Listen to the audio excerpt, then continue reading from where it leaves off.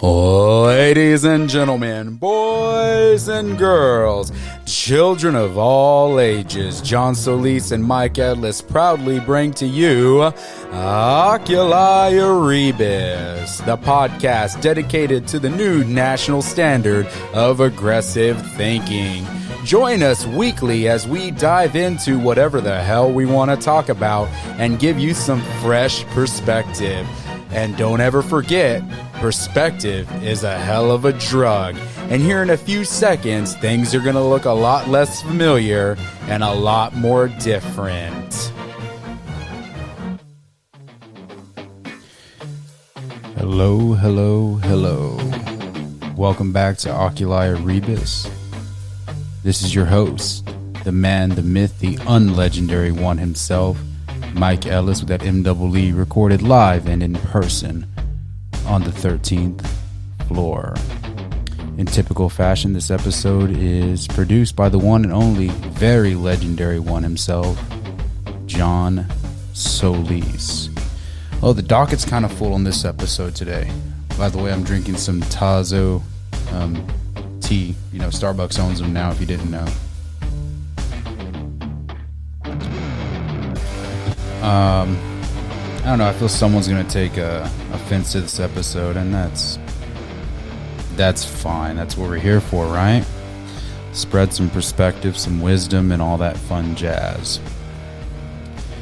So let us not forget that there's Twitter at Oarebus. There's the Instagram Oculi Rebus, Mike Ellis. There's the Facebook, the YouTube, and the Rumble at Oculi Rebus, Mike Ellis as well. So come on, give us a follow and share. Make sure you guys share. Quit being so damn lazy, guys. All right, so I know I keep talking about, oh, this episode's going to be rough. Oh, this one's going to be messy. Yada, yada, yada. This one's actually going to be a really easy episode if I can keep it clean. I don't mean with the language. I don't mean that at all. I mean if I can keep it clean to the point. Because I feel like I could get pretty distracted on this one. So yeah, I haven't figured what this one's going to be called yet. It's either going to be called Cumbersome or Banks of the Deep End. Or Banks Off the Deep End. I haven't decided. I have no idea yet. But without further ado, let's see what we got going on here. So I did a little bit of research, not much, because there's certain cases where research is irrelevant. And part of it is because numbers become irrelevant when you start talking about theory and themes and concepts, which is something that's kind of been going on for the past, I don't know, 4 years, really. I mean, honestly, no. It's been 12 years, really, if I really wanted to start kind of connecting the dots in the constellation of the stars and make my own constellation. I got a constellation joke later. Or not a constellation. I think it's a universe. I don't remember. I didn't do that much research on that part. But nonetheless, so I know I use stats and numbers sometimes, and I'm going to use a little bit here, not many, because most of what I'm trying to convey and talk about, it has more to do with concept and theory than anything else. I'm going to bring up a theme or theory that I actually despise, but it's got a point. Even though the point's flawed, it does serve, or purposely serve in this case, I should say. But I tell people all the time, numbers lie and liars use numbers, right? And so the beauty about numbers is you can manipulate them however you want.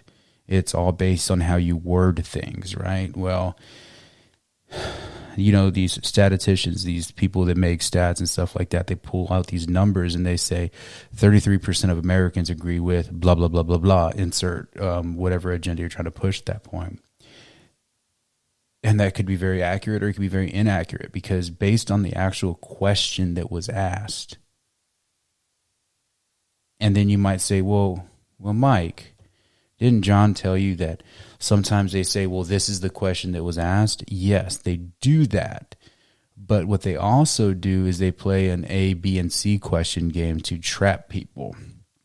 So like a good idea is asking if people deserve, if illegals deserve like free healthcare, right? And then people say, well, if it's non-emergency, then no, they shouldn't get free healthcare. You got to be part of the system to get that. Okay, cool. Do you think that illegals should get free public education? It's like, well, maybe not, but they're not playing into the system, yada, yada, yada. And then the question that they'll ask is something more along the lines of, do you think everyone's entitled to free life-saving healthcare or free healthcare and education or whatever, right? And then like, well, yeah, of course. And then what they say is, when asked if illegals should be getting free benefits or whatever the case is, 40% of Americans said yes. They didn't say yes to that question. They said yes to the subsequent question, which is able to be redressed and reformed because it's the same question with different words. Words have meaning, motherfucker. So I said all that to say nothing other than I'm going to use some numbers, and I'm going to talk about how numbers also lie at the same time. Excuse me. I think I'm going to be addicted with drinking while I do this podcast. Not necessarily alcohol. There's not alcohol today, but in general, I think it's kind of cool. You could hear the clack. That fun noise in the background, all that good stuff. All right, so Stephen Levitt, right, made a statement that abortion lowers crime. That seems, that's loaded. I don't have a gunshot thing, do I? Because, no, I don't. I don't have it. We'll just, that's for me. But no, so abortion lowers crime, right? Stephen Levitt said that. And so if you just want to look at it principle alone, you could say, well, minorities receive more abortions than any other population, even though minorities are now becoming the majorities and all that other stuff, right? So then you can sit there and say, like, well, that statement is borderline racist because now you're saying that, like, there's less, African Americans, less Mexicans because of abortion, and there's less crime. I know, it sounds fucked up, doesn't it? And then there's even been people that have said that car pollution and exhaust in like New York City in the 70s, 80s, and 90s is what led to higher crime rates because it was fucking people's brains up. Yeah, that was said. That was people said that. And then Malcolm Gladwell said police fixed the crime issue in New York from the 70s, 80s, and 90s, right? Well, 90s is when it kind of started making that turnaround. I think Rudy Giuliani took over 94. Don't quote me on that. I should have looked that up. But Giuliani incorporated a lot of subjective things, like the stop and frisk and everything like that. I've got some buddies from New York that lived up there in that time that are minorities. I was going to say were minorities. They haven't identified as being white yet. So, but yeah, they didn't like stop and frisk. They disagreed with it. They had arguments with police officers and stuff like that. But typically those people that weren't really hiding anything. Now, this is a double-edged sword one. Like, realistically, I get it. It's stereotyping, but I'm racist against the stereotypes, if that makes any sense, right? If you're just going to be a stereotype, don't waste my time. I don't care. You're just trying to fit an image that society says is okay in a way. Like, screw off. Let's not do that, right? So back to this abortion thing, right? His idea was it left less neglected kids to become criminals in America. Well, New York is where he mentioned it. Damn, if that was made today, if that accusation was made today, things would be different.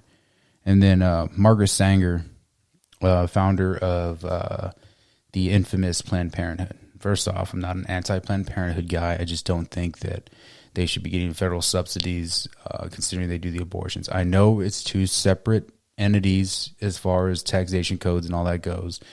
just make it its own company. If we could split up Windows, we can split up Planned Parenthood. That's all I'm saying. But there's people that defend her, saying that she was not a eugenics type person. But there's a lot of her writings and everything where she kind of mentions and goes over eugenics. But to the same token, she played it smart. She used words, right? Words have meaning, like I said. So she was really smart with how she did it.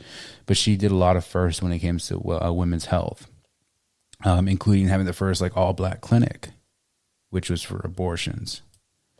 You got to make the African American community feel comfortable, right? I know. It's a travesty, really.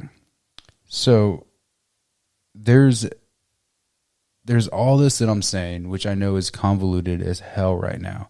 But what I'm getting at is this crime problem that existed in the 70s, 80s, and 90s in New York. You had like riots in LA and like all these other Oakland and all this other stuff, right? There was a huge shift of people in that time, right? So there was younger people, the older people who moved out, and there was this it was a reverse, I almost said gerrymandering, a reverse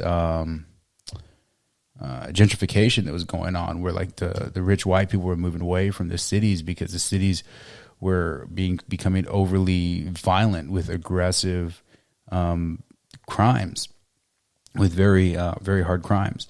And so you had people moving away, people who could afford to move away, which led to poor people. Then you also had the drug. You had crack becoming a big deal back then. So then you had the crack problem, which led into people doing all these other crimes. And so you had New York City, interesting enough, in the 70s, 80s, and 90s, up until early 90s, it was violent crime. It was robbery. It was breaking and enterings. It was homicide and stuff like that. Violent rape was actually almost always lower in New York City. It has been going up, though, in recent years. All this information is from criminal records. They can be looked up online if you don't believe me. So starting in 94, with Giuliani pushing all these police officers and pushing all these subjective, questionable tactics into place, New York City saw a drop in, I think it was 56% of the crime.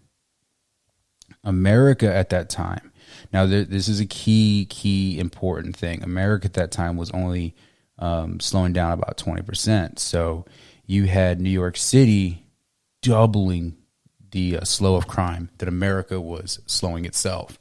So that pays into something we're going to speak about in a little while. And so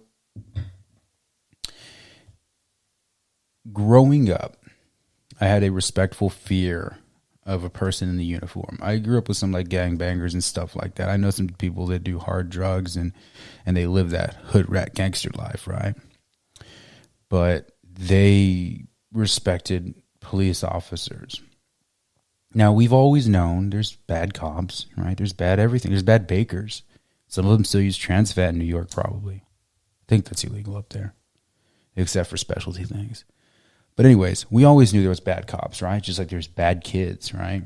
I associated with some of them growing up. But there was always a respectful fear.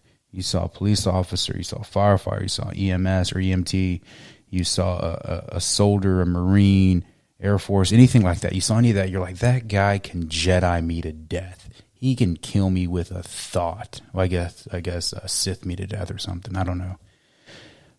And that's lost. And I think it's kind of shameful. Now, part of it is earned and deserved, and then part of it's not. And the reason I say that is because, again, there's been such a massive growth / need for more law enforcement officers, more Leos. That growth has been going up year over year up until recently. And the problem with it, though, is the funding has not agreed with that. So it's the same thing in the military. You're going to take what you can get and just hope that, maybe you can break the mule and make this guy a good cop. But by and large, majority of the people that join are fairly good people. Now, there are some that have like this industrial complex where they were bullied in school and now they just want to be in charge and they want to be these oppressors or whatever. This isn't about them. This episode is not about them. This episode is about the concept of crime being more relevant with the lack of community support to police officers. And what we've seen is a cultural dynamic shift in crime.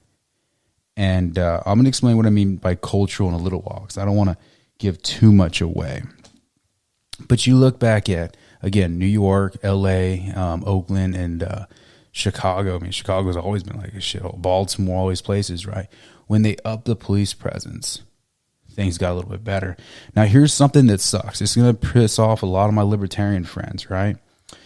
And and it correlates, though, and this is like a sad fact realistically. When Giuliani started upping the police presence, it was something like almost 90% of the people that were arrested were for misdemeanor crimes. And they were, by and large, victimless crimes. So there was no victim. A lot of what you had was drug and stuff like that, right? But there's something that I always say that needs to be understood. I agree in context that if there's not a victim to the crime, then is there a crime at all? But one must identify, how are we going to have that dialogue? How are we going to define that word victim? Because if a person ODs, do they become a victim? Or if a person is drunk and runs into another vehicle, or not a vehicle, because that'd be a victim. Well, a parked car. No, because then there could still be a victim. If a person rolls over in a ditch, right, and they die, they can't necessarily be the victim because they're dead. I get it. But what if they have a daughter? Now their daughter is a victim of this crime, a secondary victim. So like that's kind of where I'm always like, you know what? Yeah, I agree. If there's not a victim, does it really matter? But we don't know how to define the term victim in a realistic, righteous way to make it make sense. So yes, back in the 80s and the 70s when all this was going on, there was no arrest. I remember growing up being told by people that I knew that lived in New York that if there was a murder in New York and they didn't find the killer in 24 hours, it wasn't an investigation. Like, it would be an open case, and if they found something, they found something. But they stopped pushing it because there was too many people, there was too many crimes, not enough cops, not enough detectives, just not enough. And it was too dangerous. Now, some people would agree with me and say that New York City has always been peachy fucking king. That's not the truth. Again, words have meaning. So, when Giuliani came in, again, a lot of misdemeanor crimes were processed. A lot of people were taken off the streets due to quote-unquote victimless crimes, due to multiple possessions of crack, prostitution and stuff like that, which we get a whole nother episode on prostitution if you guys want that. These are quote-unquote victimless crimes. But what happens when the guy who's got his crack no longer has his crack and no longer has his money? Are you willing to not be a victim and let them rob you? Us as Americans, excuse me, ladies and gents, us as people, us as Americans, we can still identify as Americans, right? But us as Americans, we refuse to look at the second and third order effects of decisions, of laws, of policy.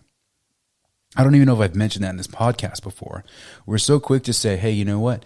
Give everyone free college. But we are not so quick to say, how the fuck are we going to pay for that? Like, that sounds cool. That sounds so cool. Let's just give everything away, right?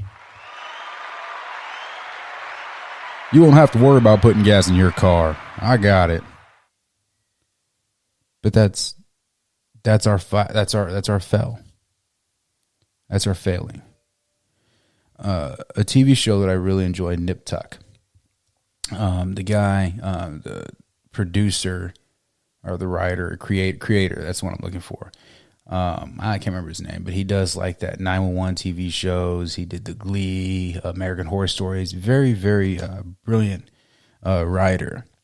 He said that it was after the Nip Tuck TV show had ended or in the process of it ending, that when he was writing the show, it was in America's opulence, right? We just threw money. It's like, oh, well, one titty's a little bit different than the other. Let me go throw some money at it and make them look the same. We lived in opulence, and he identified that, and that's what these episodes, or this is what this series was about.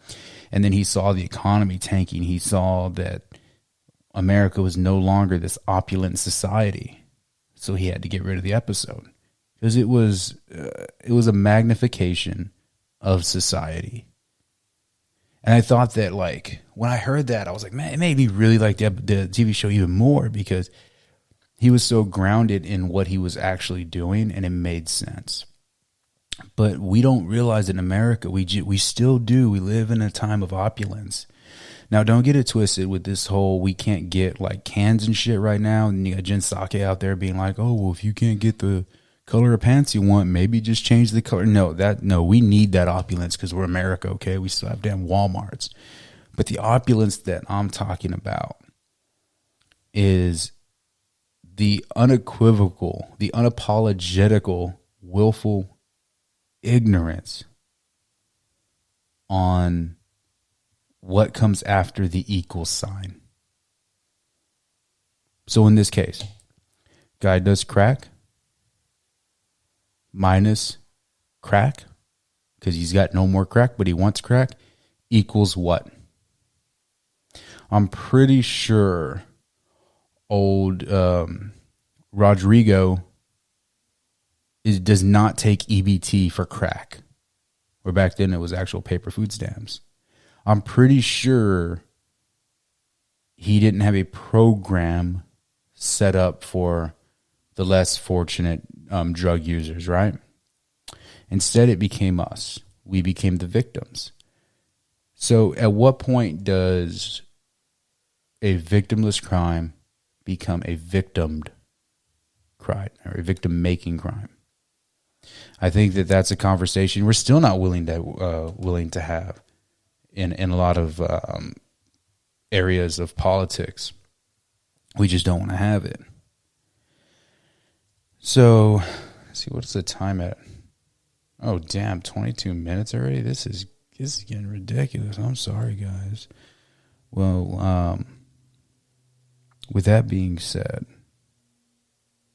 let's take a quick pause because I got some information that's going to lead to the arrest and the prosecution of the Clintons. All right. Epstein's madam, is standing trial for some horrific crimes. Today, December 1st of the year 2021, at some time in the AM, one of the victims, Jane Doe, went to testify. And the reports are coming out that she cried and shuddered away and all that fun stuff. But she had said something very important. She is alleging that Maxwell was involved in the sexual activities, to include orgies. Let that sink in. I mean, wow. And then Jack Dorsey, this clown guy, he is no longer the CEO of Twitter. And we were replaced by a terrorist. Oh, no, wait, hold on. I'm sorry. That's not what I meant. Parag Agarwal. I know the name, huh? If I mispronounce it, I apologize, but I also don't care. The reason I called him a terrorist is because in 2010, he put up a tweet that had I don't know, however far after posting that, I was able to find this screenshot. Have been retweeted 445 times, 1,110 quotes, and 512 likes. No idea why anybody would like this. He says, and I quote, "If they're not going to make a distinction between Muslims and extremists, then why should I distinguish between white people and racist?" Yeah, because you're a fucking idiot. Like, who, what? Okay. I get it. People want to be bitter at the world. This is 2010. This wasn't even 2001 when it was like okay in some circles to like dislike Muslims, which I disagreed with then and I disagree with now. But this is the guy that's in charge of a company that by and large allows people. It's a free company. All right. So it's a publicly traded company. They can make whatever policy they want to an extent. And I could do another episode on that if you guys want. But here's the thing. If we're going to come out and we're going to cancel Kevin Hart from the fucking Grammys or whatever it was, why are not enough people complaining about this guy being in a position with a company that dictates what's acceptable and not acceptable to be said? Honestly. Like, what the fuck? How can you, in 2010, get away with saying that and not get away with saying it today? But it's okay. You can run a multi-billion-dollar fucking company. I don't know if it's a billion-dollar company. Well, I know it's a multi-million-dollar company several times over. Mystifies. And our good old Alec Baldwin, cut and paste and go. Oh, my bad. I didn't click over. All right, Alec Baldwin, cut, paste, and go. For the trigger to be pulled. Well, the trigger wasn't pulled. I didn't pull the trigger. So you never pulled the trigger? No. I would never point a gun at anyone and pull a trigger at them. Never. What did you think happened? Okay, so we don't have all the information. All right. But what I find amazing is no one's upset about this shit. No one. And it's funny because apparently if he's telling the truth, which he could, I've seen malfunction. I think he had a revolver, so maybe it was the hammer was back and the hammer fell. I don't remember what he actually had. But nonetheless, hear me out. Is this the only time that a gun led to a death that is out there in the stratosphere of public education where we're going to say, yeah, you know what? It wasn't the shooter. I mean, this is the opportunity where you can say it's the gun. And that's not being said. But then to the same token, they're also not saying it was the shooter. I get it. It's an open investigation. 100%. But I find it crazy how he's going to blame the gun. But then, no, I'm stupid. It fits the narrative. Always blame the gun, never the person. Maybe they've been prepping us for this since like Columbine when numbnuts went and tried to start shit with Kmart, blaming them for selling the bullets, the rounds, the lead. Maybe that's what this is all about. This way, when one of them did it, they could be like, no shit, dude, I've been telling you it's the guns. It wasn't. It's not people. So could the gun have malfunctioned? Sure. It could, but I also think that he shouldn't be out there talking about it like this because he could be setting himself up for a lot of failure if this goes to court and there's other information that comes out to possibly say that he's lying. But hey, whatever. All right, so Space Jam. This is not has to do with LeBron James having COVID, although he had put an interesting tweet out saying something's fishy here. But Space Jam, right, took place in space. I think it was on the Amaricron Perseus 6 galaxy far, far away. That's right. We got a new variant, Amaricron or whatever it is. I think Optimus Prime's finding it in the next Transformer movie. Or I don't even know. Like, I don't know where they get these names from. But it's really irrelevant. Well, what's interesting is this, I guess, I don't know if this is the right place to say it. I just don't know if this is the right time. And by time, I don't mean the fact that it's 11 o'clock at night. I mean time in this podcast to say it. What I find interesting was everyone was upset that Donald Trump downplayed it, when everyone also agreed we didn't know shit back then. This time around, we're downplaying it, and part of it is because there's a little bit of information. Yes, we know a lot more about the SARS-CoV-2. We know a lot more about that. COVID-19, the Rona. We do. But I find it crazy how it's like, oh, well, we're not going to worry too much about it right now because we don't know enough about it right now, and that's acceptable. Now, there were talks about all these other closing borders and stuff like that, or doing vaccination checkpoints, or swab checkpoints, make sure that you've tested, your tests come back clean. So all that's been going on or whatever. Just it's crazy how it's a lot more acceptable now to not freak out about it than it was back then, when the math is still the same. Very few people are dying. More than what needed. Don't get it twisted. More than what needed, but the number's still pretty low. But another interesting thing about it is a lot of the side effects from it are the same side effects you get from getting the vaccine. So that's just interesting. And then I also heard, I think it was Fauci maybe. I could be wrong. It may have not been Fauci. Don't quote me on it. But pretty much saying that like part of the reason why these spike protein mutations have been going on is because people are not getting vaccinated. So they're essentially saying that it's the non-vaccinated people's fault that we have all these variants. And if the information's coming out, this is a very low-level risk variant. So thank you, non-vaxxers, for giving us an opportunity to degrade and mutate it to where it wasn't as bad as what it was, I guess. I don't know. It's just all opinion there, though, right? And Cuomo laid off, or not laid off, but he's probably should be fired from CNN. I found out he was lying about how much he knew about his brother's situation as governor and how much he was trying to protect his brother and stuff like that. Like, I can't be mad. He tried to protect his brother. Brothers help brothers out, right? But you're supposed to be a journalist.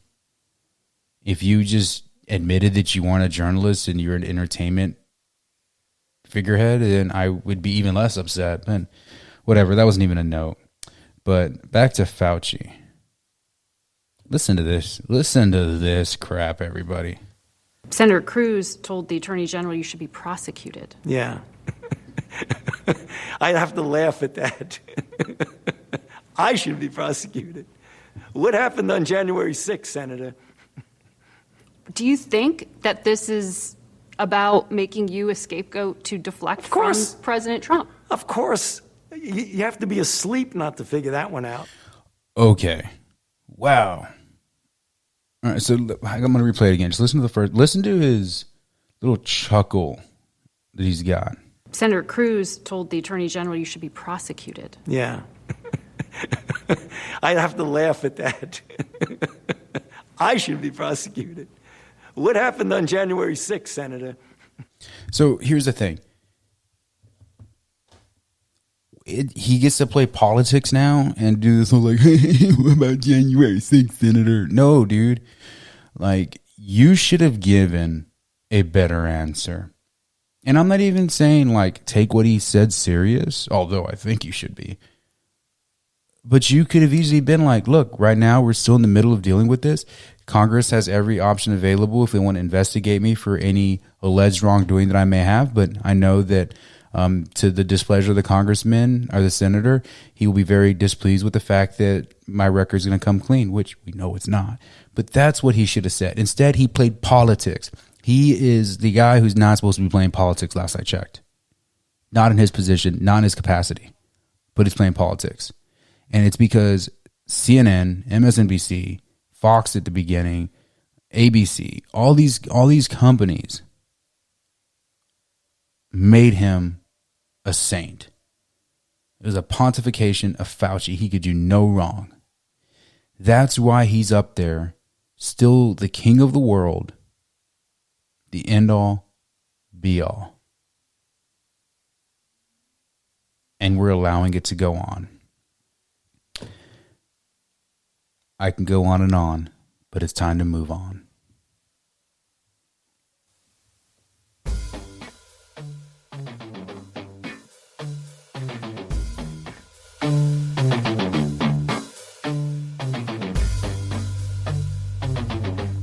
That last part about Fauci felt good.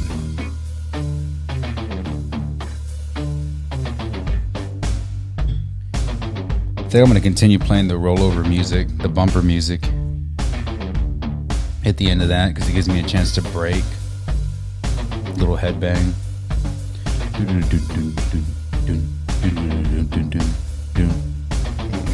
Wow. All right, so now this is the fun part where it gets to be an asshole. All right, so previously said, New York City crime dropped 50% in the 90s, okay, when pressure was applied. Misdemeanors were the number one prosecuted severity levels of crimes at the time. And crime levels came down. Violent crime also came down. But there's people out there still that have this anti-police rhetoric. And look up this guy, Matt Agorist. I don't know. MAATAGORIST. And then there's Jesse Lehman. So their shit stinks. All right. These guys are Marxist. I say that because this is wild. Let me see.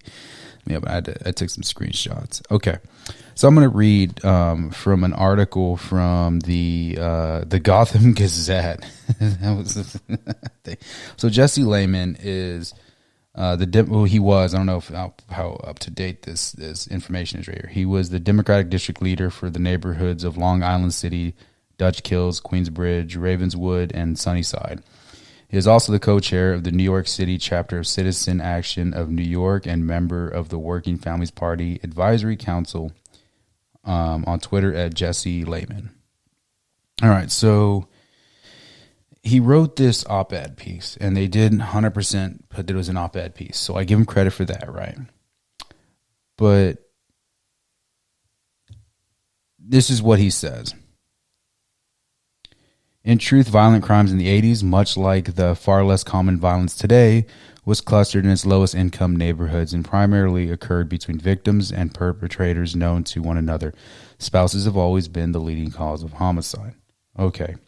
The threat of random violence is always the go-to justification for heavy-handed policing, but it's just never been that common, unless you were or are in a violent domestic relationship or are engaged in some level of organized criminal activity.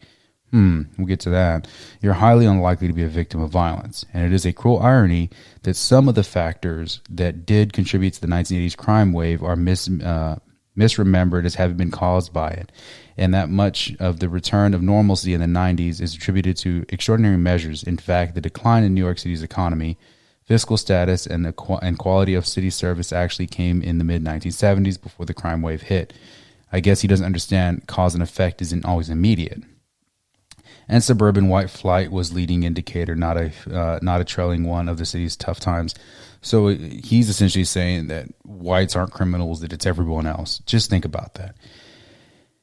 He goes on. So let's talk about that a little bit first off, right? So he clearly lives in the area. I don't, right? But I have research and stuff like that.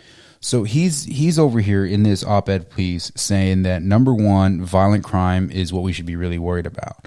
When I'm not necessarily worried about violent crime, because I agree with him. Most violent crime is the status quo. It's the person, right? Now, yes, are there acts of violence, acts of terroristic type violence like we saw in Wisconsin recently? Absolutely, there is. But by and large, far and few in between. Still haven't figured out why we can legally drive cars since they're assault weapons now. But the fact that he looks at the fiscal status and the quality of the city and the white people leaving as a justification for the issues in crime. All right. He goes on to say later on in the argument, the 1980s crime wave isn't coming back. In truth, the danger then was never as widespread as our memories of local newscasts would imply.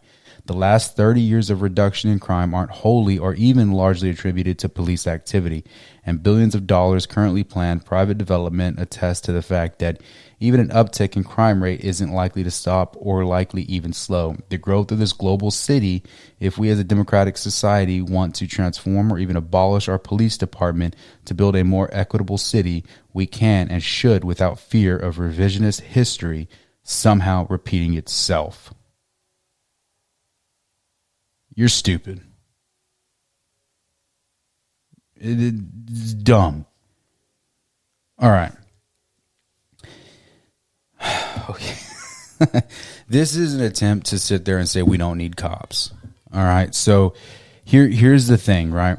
He throughout the thing he talks about how the drugs. I didn't read the full thing to you guys. You can look it up if you want. But he mentions the drugs and lower level crimes and all these other things is what was going down. It wasn't the violent crimes, right? Those weren't an issue. Okay, last I checked, I still don't want to be robbed. I still don't want to be carjacked. I don't. And I doubt that a carjacker wants to jack my car because they're just going to get shot. That's going to happen. So we have these people, like Jesse Lehman, who go out of their way to sit there and say that, no, the problem is policing. Policing doesn't fix anything. It actually just makes things worse. We're going to ignore the fact that he openly admitted in the argument that it was a failed society as far as the economics of New York City was going for 30 years. It was the upper white class people, white males or white class people, as he puts it, fleeing the city because of violence that was brought on through the drug abuse and the lack of policing. Now, he doesn't say lack of policing, but let's think about this again.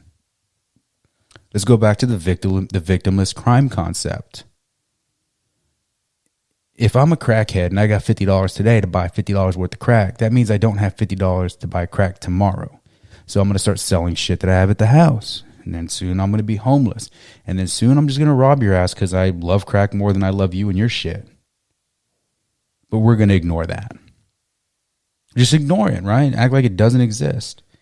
So there's this theory. Okay, so I bring this up and I want to do this episode because you look at like Baltimore, you look at like parts of California, you look up at like in New York, you look up in DC, you look up in all these places like last year when all these protests were going on, that everybody knows federal buildings and private property and public property was just being thrashed and destroyed and damaged.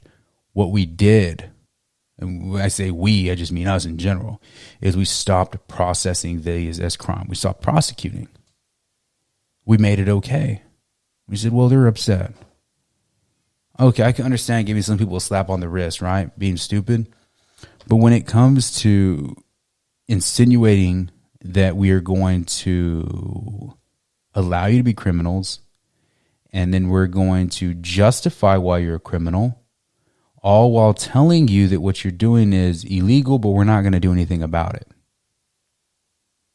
So this entire diatribe of an episode is because they're starting to report again about how in California, these stores are being broken into and people are going in there and they're robbing the stores.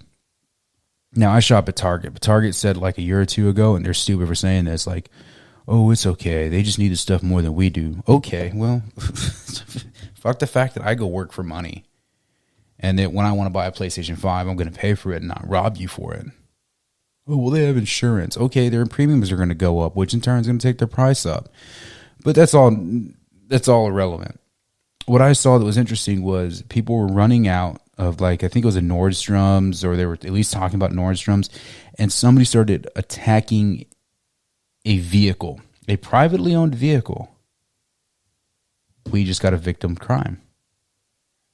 When realistically, it's all a victim crime because the store workers now, maybe they have PTSD.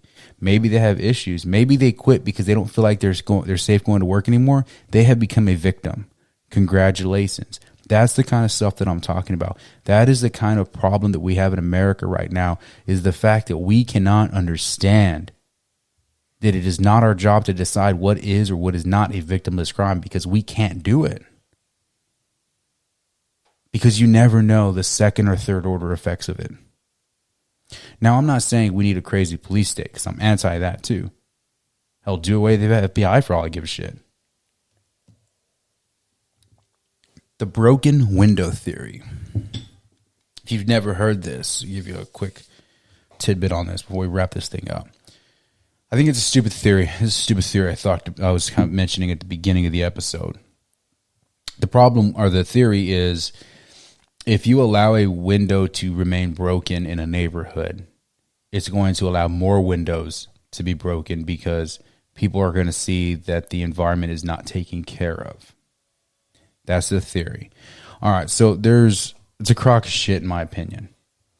And I get that they're saying broken window is not a literal broken window. It's more of they mean it as a literal window. What they're trying to get at is like, take care of your communities and do all this other stuff. But it's not as simple as taking care of your communities. There needs to be a presence of security. If you think that you can just have a nice neighborhood and not have any problems, you are sadly mistaken.